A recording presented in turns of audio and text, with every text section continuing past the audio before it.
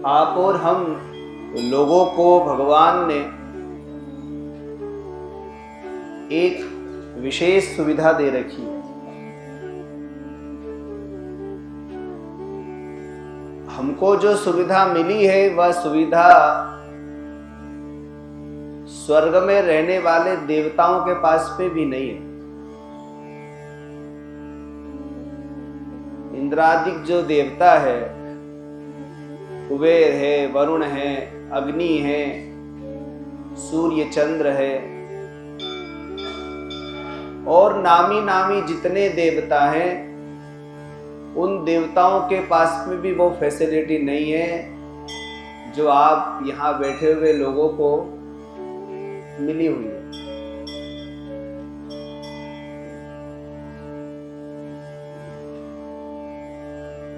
वो फैसिलिटी क्या है? कौन सी फैसिलिटी दे रखी है? वह व्यवस्था है कर्म करने की। जो कर्म आप कर सकते हो वो स्वर्ग में रहने वाले देवता भी नहीं कर सकते, क्योंकि स्वर्ग में जो देवता रह रहे हैं वे कर्म का फल भोग रहे हैं, भोगायतन है। वे भी पहले मनुष्य ही थे और उन्होंने ऐसे अच्छे कर्म किए कि देवता बन गए और देवता बन करके उन कर्मों का फल भोग रहे हैं।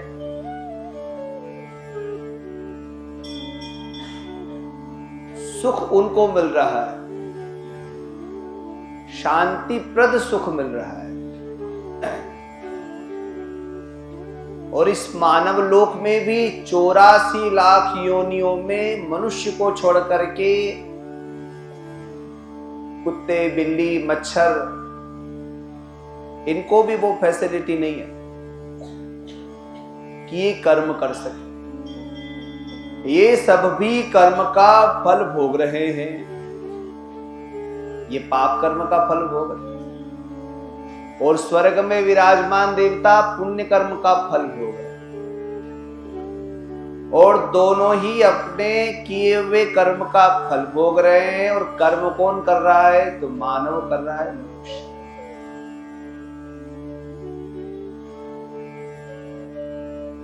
और ये मनुष्य जो शरीर है ये दुर्लभ है। ये भगवान के अनुग्रह से, किसी कारण से नहीं, अकारण ही भगवान ने अकारण ही करुणा करके हमें ये शरीर दिया, प्रसन्न होकर।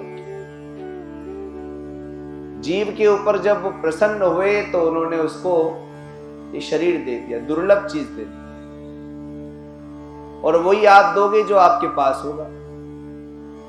और भगवान के पास पे जो अत्यंत दुर्लभ था वो मानव शरीर, वह भगवान ने इस जीव को दिया। कबहु की करि करुणा नर देही, देत ईश बिनु हेतु सनेही। बिना हेतु के, बिना कारण के। अरे कारण के बिना तो कोई कार्य होता नहीं है। पर भगवान ऐसे हैं, जब करुणा करते हैं तो कोई कारण नहीं देखते, अकारण ही करुणा करते। एक व्यक्ति उसको महात्मा जी ने कहा कि तू गंगा किनारे रहे और सुबह 6 से 9 और शाम को 6 से 9, माने दिन भर में 6 घंटे, सुबह 3, शाम को। भगवान का मंत्र बता दिया। उन्होंने कहा जाओ ह्रीं नमः शिवाय च नमः शिवाय जप करो। ठीक है जी महाराज। जब प्रारंभ हो गया, उन्होंने कहा कितना करना? कम से कम 6 महीने तो करना। 6 महीने बाद इस मंत्र का प्रभाव तेरे जीवन में पड़ेगा।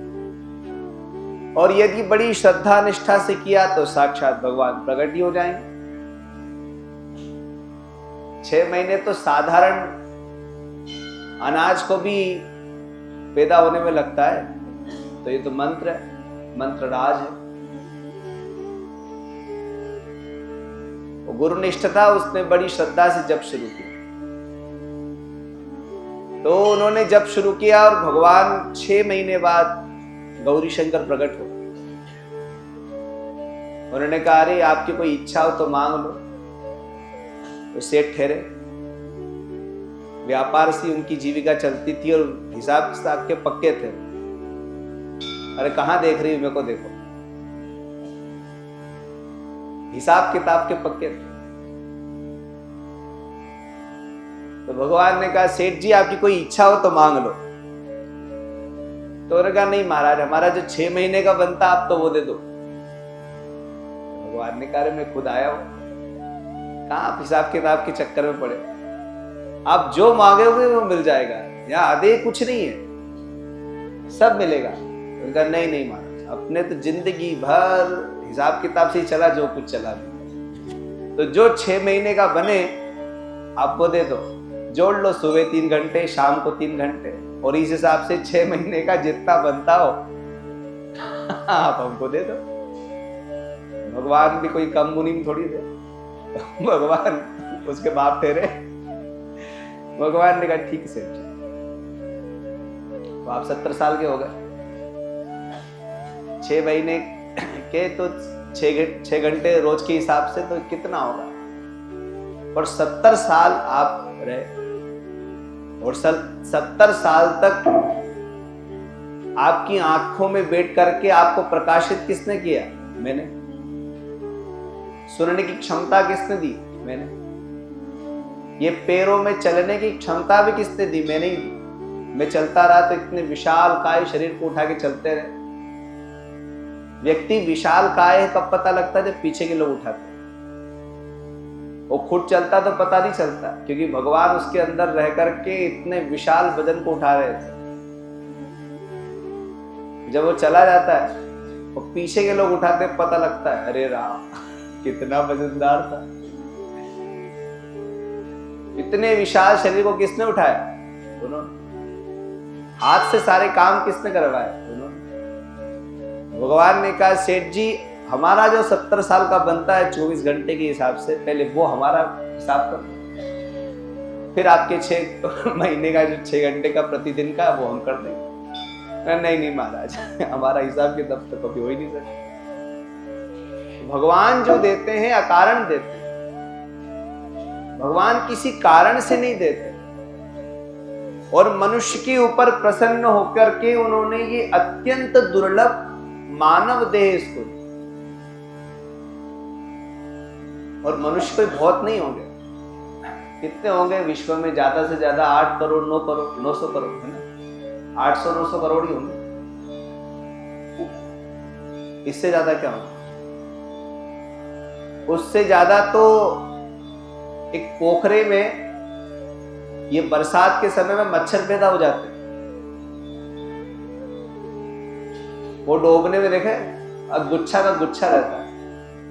इन दोनों भगवान को फूल चढ़ाने में बड़ी कठिनाई होती है, फूल चढ़ाओ तो इतने बारीक बारीक मच्छर होते हैं। वैसे भगवान की पूजा में प्रयोग में आने वाले जो पुष्प हो वो सुगंधित होना चाहिए, भीनी भीनी सुगंध, और हल्के होना चाहिए, और मंत्र पूर्वक भगवान का नाम लेते हुए चढ़ाना चाहिए।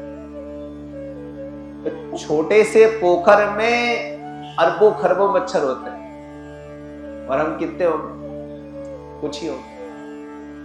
और इतने मनुष्यों में भी कुछ मुट्ठी भरी होंगे जो अपने कल्याण के विषय में सोच रहे होंगे, नहीं तो मेरे जैसे संसार में बहुत घूम रहे हैं ऐशो आराम के जीवन जीने वाले। कहा उनको भगवान से लेना देना? कभी राम राम भी सुन लिया तो बड़ी बात है।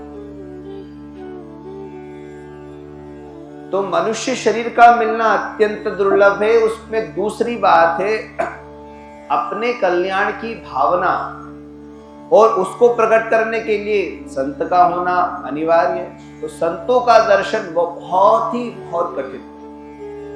योजकस तत्र दुर्लभ, योजक का मिलना, संतों का मिलना, महापुरुषों का मिलना बहुत दुर्लभ है। ये भगवत अनुग्रह से ही प्राप्त होता है।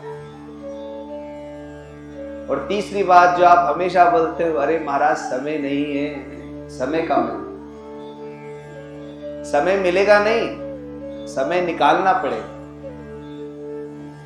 आप तो बड़े सत्संगी लोग बैठे हो। महाभारत में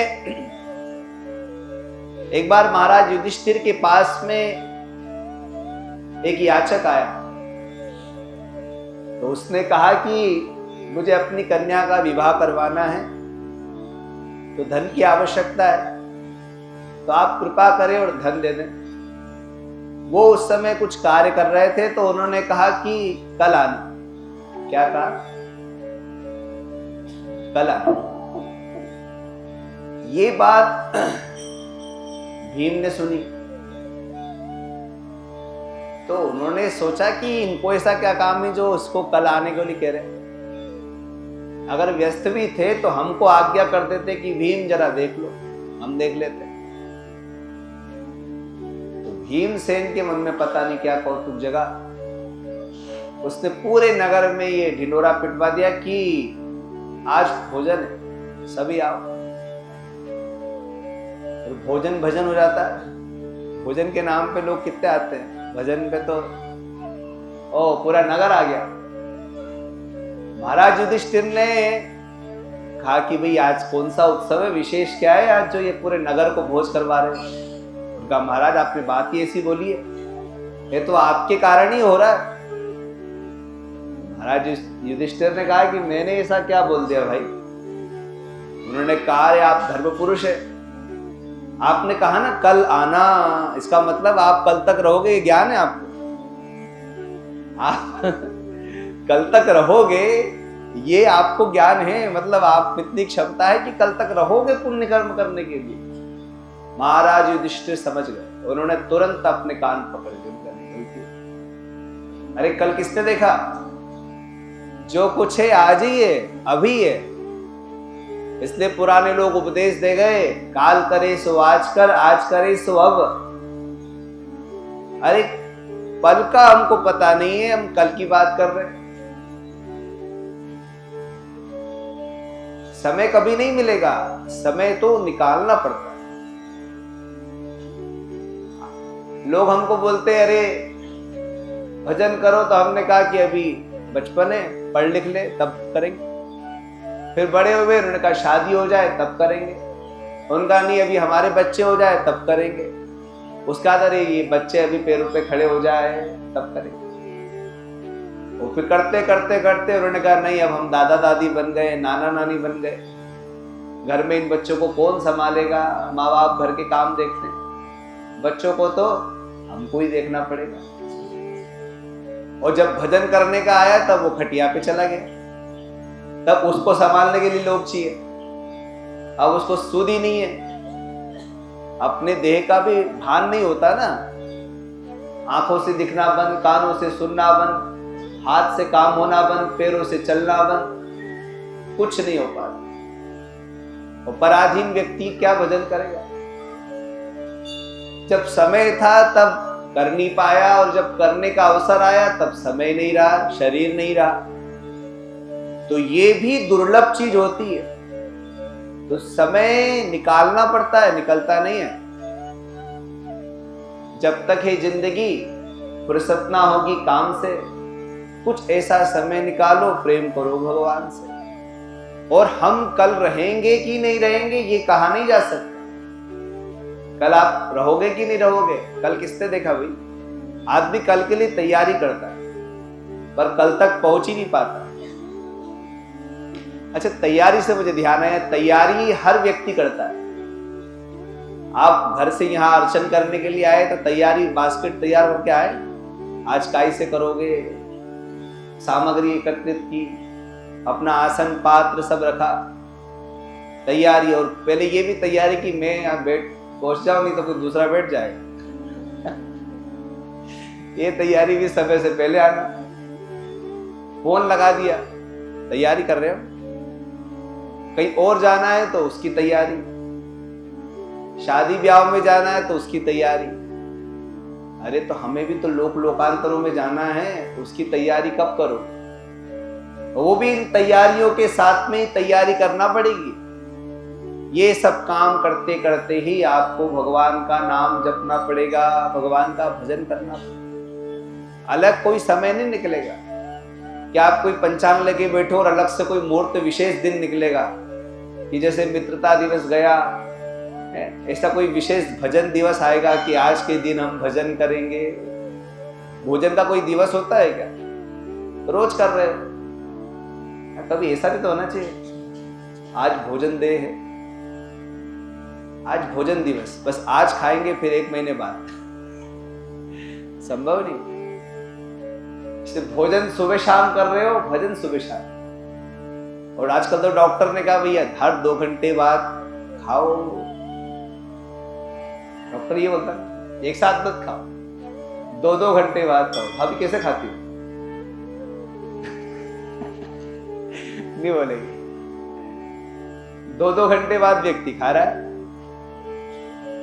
और भजन कितनी देर करूंगा? सुबह हो गया बस। नहीं, जितना भोजन उतना भजन तो करो, और भोजन कम भजन ज्यादा करो, क्योंकि जीवन में आपको बार बार नहीं मिलना। जो यहां आपने किया उसी का फल आपको स्वर्गादिक लोकों में भोगना है, और उसी का फल 84 लाख योनियों में भोगना है, और मनुष्य जीवन में भी उस कर्म को भोगना है। कर्म करते समय कर्म का कर्ता स्वतंत्र होता है, और फल भोग काल में वो स्वतंत्र नहीं होता है। जो कर्म हो गया और वो फल देने के लिए यदि उद्यत हुआ तो वो भोगे बिना समाप्त होगा ही नहीं। इसलिए कर्म हमेशा सावधानी पूर्वक करना चाहिए, शास्त्र विहित करना चाहिए, वेद प्रतिपादित कर्म करना चाहिए, और भगवत स्मरण पूर्वक कर्म करना। जब भी जहां जिस रूप में जो भी आप कर्म कर रहे हो, भगवान का स्मरण करते, भगवान को एक क्षण के लिए भी नहीं विसारना चाहिए। कल एक व्यक्ति मुझे मिला, उसने कहा कि आप उनका भजन कर रहे हो, उसका प्रश्न था, जो दिख ही नहीं रहा है, उससे क्या होगा? हमने कहा उससे उनकी स्मृति बनी रहेगी, और नहीं है किसने कहा? अब ये चमड़े के चक्षु से तुमको नहीं दिख रहे तो तुम्हारा दोष है। अरे अंधे को नहीं दिखे इसका मतलब ये तो नहीं कि सूर्य उदित ही नहीं हुआ। अंधे के होने से सूर्य में क्या दोष है? सूर्य तो है ही, अब उसकी आंखों में प्रकाश नहीं है तो इसमें भगवान सूर्य क्या करेंगे? और स्मरण तो भगवान बताते थे कि कभी किसी माँ बाप का जवान बच्चा चला जाए, होता है कई जीवन में, तो उसके जाने के बाद में भी उसकी माँ कभी उसको नहीं भूलती, उसके माँ बाप भूलते हैं, हर क्षण उसको याद करते हैं, रह रह करके याद आती है। और कोई भी ऐसा कोई कर्म देखते हैं जिसके साथ में वो उन्होंने ज्यादा उसको किया, तो वो बार बार उसकी स्मृति आती है, याद करते हैं। उसके ना रहने पर भी वो उसको स्मरण करते हैं, क्योंकि उससे उसका लगाव, प्रेम। परमात्मा तो सर्वव्यापक है, हमारा भी स्मरण वैसे ही होना चाहिए, रह रह करके हमको उनकी याद आना चाहिए। प्रत्येक कार्य में, प्रत्येक कर्म में हम उनको स्मरण करते रहें, उनको याद करते रहें, और कर्म ऐसे करें जो हमारे लिए बंधन का नहीं मुक्ति का हेतु बने। ये मन ही है ऐसे कर्म करवाता है जिससे जीव बंधन में पड़ता है या मोक्ष प्राप्त करता है। और कर्म कौन सा होना चाहिए? धर्ममय, धर्म पूर्वक जो कर्म होता है, जो धर्म को देने वाला होता है, शास्त्र विहित कर्म जो होता है, वह मनुष्य को सुख देते हुए परमात्मा की ओर ले जाता है। क्योंकि धर्म का मूल भगवान ही है। मूलम धर्म तरोर विवेक जलधे पूर्णेन्दुमानंदनम। भगवान ही धर्म का मूल है, साक्षात धर्म ही भगवान है। जीवन धार्मिक होना चाहिए। धर्म भगवान ने जो मनुष्य को करने योग्य बताया, उन कर्मों को जब मनुष्य करता है तो वह उसके लिए कल्याण का हेतु बनता है। कर्म अभी तो करते समय बड़ा आनंद आता है, पर जब उसका परिणाम सामने आता है तो भोगते समय मनुष्य को बड़ी कठिनाई होती है। पाप कर्म करने में बड़ा आनंद आता है, अच्छा, पर जब उसका फल मिलता है तो वो घबरा जाता है, भागता है यहां वहां, परेशान हो जाता है। और पुण्य कर्म करने में कठिनाई होती है। अभी सुबह सुबह आपको कोई बोले कि भैया प्रातः काल उठो, सुबह सुबह भगवान के मंदिर में जाके जल चढ़ाओ तो सुबह उठने में कठिनाई होगी, 1 घंटे बैठने में कठिनाई होगी, इनमें कठिनाई होगी, पर ये कर्म आपको आगे जाकर के सुख देंगे, शांति प्रदान करेंगे, आनंद देंगे। शुगर का पेशेंट होता, मेरे को छोड़ के सब हाथ उठाओ किस किस के शुगर होगी।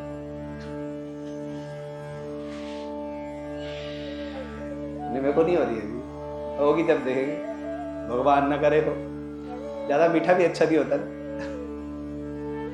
तो शुगर के पेशेंट वाले व्यक्ति को, रोगी को रसगुल्ला खाने में तो बड़ा आनंद आता है, मिठाई खाने में बड़े प्रेम से खाता है, पर उसका जब परिणाम निकलता है वो शुगर हाई हो जाती है, अरे फिर वो इंजेक्शन लेना पड़ता है। और उसके बाद में भी जब कंट्रोल नहीं होती तो डॉक्टर ने कहा ये अंग काटना पड़ेगा, ये काटना पड़ेगा, ये काटना पड़ेगा, कठिनाई होती। और फिर यदि घाव हो गया तो उसमें कीड़े को देखा मैंने, उसको हाई शुगर, तो जरा सा भी घाव होता तो कीड़ों का गुच्छा निकलता था, कीड़े कीड़े कीड़े कीड़े। तो वो अपने गुलर होता है, गुलर के फल को देखो तो कैसे कीड़े निकलते, वैसे कीड़े निकल रहे थे, शरीर इतना वो हो गया। और नीम को खाने में कठिनाई होती है, बड़ी कड़वी होती है, अंदर नहीं उतरती। जब व्यक्ति मुंह में डालता तो तरह तरह के मुंह बनाता, रसगुल्ला मुंह में डालेगा तो मुंह नहीं बनाएगा, बड़े प्रेम से खाएगा। और वो नीम को मुंह में डालेगा तो बड़ा विचित्र मुंह बनता है, उसका अंदर ही नहीं उतरता, बड़ी मुश्किल से वो उसको अंदर निकल पाता, पर वो परिणाम में हितकर होगी, अच्छी होगी। समझ में? कर्म भी वैसा ही है, सुकृत करते समय, अच्छा कार्य करते समय, पुण्य का कर्म करते समय कठिनाई होती है, परेशानी होती है, नाना प्रकार के विघ्न आते हैं, पर फिर भी जो मनुष्य श्रेय के मार्ग पे चलना चाहते हैं, यदि वो शुभ कर्म करते हैं, सुकृत करते हैं, तो आगे जाके उसका परिणाम अच्छा होता है। और पापाचरण में वही रसगुल्ले जैसा है, बड़ा मजा आता है और उसका परिणाम अच्छा नहीं होता। तो मेरी बात आप लोग समझ ही गए होंगे कि कर्म मनुष्य को अच्छे करना चाहिए, क्योंकि ये शरीर हमको मिला ही कर्म के लिए। काय के लिए? आप बच्चे को स्कूल भेजते और वो कुछ और ही काम करके आएगा तो आप बोलोगे नहीं, देखो वहां काय के लिए भेजा था, पढ़ने भेजा था और तू क्या कर रहा है। भगवान ने भी हमको यहाँ काय के लिए भेजा है और हम क्या कर रहे हैं। भगवान नहीं बोलेंगे कि भाई तेरे को काय के लिए भेजा तो क्या करके आ गया। आपने बच्चे को दुकान पे भेजा, जा बेटा चने की दाल नहीं आना, और वो गया वो काले तिल ले आया, तो बोलोगे नहीं अरे क्या लिया है भाई, क्या बोला और क्या किया। ऐसे ही परमात्मा ने हमें यहाँ क्यों भेजा है और हम कर क्या रहे हैं, तो हमें क्या करना चाहिए, इसका ज्ञान कराने वाले गुरु की आवश्यकता होती है। इसीलिए मैंने कहा था कि संतों का संगम, संतों का दर्शन, संतों का सानिध्य, गुरु का आश्रय, ये भी एक दुर्लभ होता है, जब भगवान कृपा करे तभी प्राप्त। तो प्रथम तो मनुष्य शरीर जो दुर्लभ है देवताओं के लिए, वह हमें मिला, गुरु का सानिध्य मिला और समय मिला। उसके बाद में भी यदि हमने उसको अच्छे कार्य में नहीं लगाया तो हम अभागे कहे जाए। वे देवता भी हम पर हंसेंगे कि हम तो कम से कम अच्छा कुछ करके यहाँ तक पहुंच गए, ये तो पहुंच ही नहीं। वो जो कीट पतंग बने हुए ना, मच्छर जो वो पोखरे में पैदा हो रहे, वो वही है जो मनुष्य शरीर प्राप्त करके भी, गुरुओं को प्राप्त करके भी, समय को प्राप्त करके भी अपना कल्याण नहीं कर पाए, चिंतन नहीं कर पाए, परमार्थ के पथ पर नहीं चल पाए। मनुष्य को हमेशा परमार्थ के पथ के लिए अग्रसर। मैंने आपको बताया था कि आपका मन नहीं लगे तब भी सुकृत करते रहो, जिस काल देश परिस्थिति में हो अपनी शक्ति सामर्थ्यानुसार करते रहो, हमारा कल्याण ही होगा। जैसे मिश्री को किसी भी भाव से खाओ वो मधुरी होती है, सुकृत भी वैसा है, किसी भी रूप में करो अच्छा ही होता है, और ये अवसर बार बार थोड़ी मिलता है। जीवन में व्यक्ति कितने सावन देखे होंगे, किसी ने कोई 12 साल का हुआ तो कितने सावन देखे, 12। 70 साल में 70, और 70 में भी उसको कितने ज्ञान होंगे? 10-12 साल के बाद ही तो ज्ञान होता है। तो ये अवसर बार बार थोड़ी आता, गिनती में गिन लो, इतने ही आते। 100 सावन तो कोई मुश्किल ही देख पाता, और ये पूरा महीना हमको मिल रहा है, ये भगवान की कृपा है। हर साल भगवान हमको सावन का अवसर देते, हर साल भगवान हमको शिवरात्रि का अवसर दे रहे, हर साल भगवान आपको नवरात्रि का अवसर दे रहे, जन्माष्टमी का अवसर दे रहे, गणेश चतुर्थी का अवसर दे रहे। आज तो शायद मंगलवार है ना, श्रावण में जो मंगलवार होता है ये बड़ा कीमती होता है। सोमवार तो होता ही है, मंगलवार भी बड़ा कीमती होता है। पुराने समय में जिनकी शादी होती तो प्रथम जिनका विवाह का होता था, प्रथम वर्ष चल रहा था, और उसमें श्रावण के जो मंगलवार होते थे तो वो दोनों पति पत्नी मंगलवार के दिन भगवान गौरी शंकर का पूजन करते थे जोड़े से। उससे दोनों लंबे समय तक साथ में रहते हुए और सुखमय आनंदमय जीवन बिताते हुए रहते। मंगलवार में जो पति पत्नी भगवान गौरी शंकर का पूजन करते हैं तो भगवान शिव के अनुग्रह से, उमा महेश्वर की कृपा से उनका वैवाहिक जीवन बड़ा अच्छा होता है, बड़े प्रेम से बीतता दोनों का। तो ये समय, आज मंगलवार है ना, आज ये होता है, आज का तो हो गया, अब आगे मंगला गौरी का व्रत होता है। श्रावण के जो मंगलवार होते हैं उसके लिए बड़ा बृहद वर्णन शिव पुराण में आता है, अन्य कई पुराणों में है। ये इस दिन व्रत भी होता है और मंगला गौरी का व्रत होता है। अब पता नहीं मुझे, पर मैंने बचपन में तो देखा था कि विवाह के समय वो लड़की को गौरी देते थे।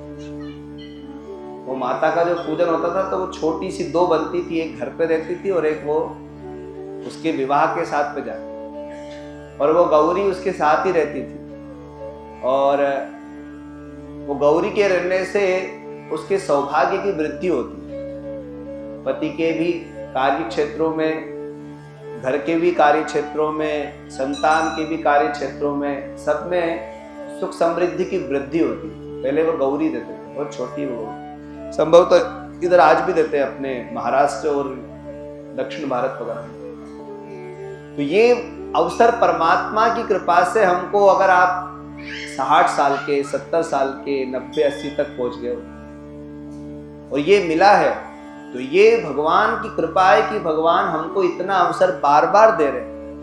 मैंने कहा समय मिलना ये भी बड़ी बात है। महाभारत की वो कथा ये बताती कि उन्होंने कहा अरे आपको कल का पता नहीं है और फिर भी आपने बात को कल पे टाल दिया, कितनी बड़ी बात। तो शुभस्य शीघ्रम, अच्छे कार्य को करते रहना चाहिए और यही सोच के करना चाहिए। रात में सोते समय भी भगवान का स्मरण करते हुए सोना चाहिए, ना जाने कल हम उठे कि नहीं उठे। भगवान करे कल सब उठो, ऐसा। पर सच्चाई यही है कि किसने देखा कल किस तरह से आप रहोगे। आने वाला कल हमारे लिए अनुकूल होगा, प्रतिकूल होगा, कहा नहीं जा सकता। इसलिए जब जिस स्थिति में हो उसी समय प्रभु का स्मरण करते, याद करते और अच्छे कार्य करते।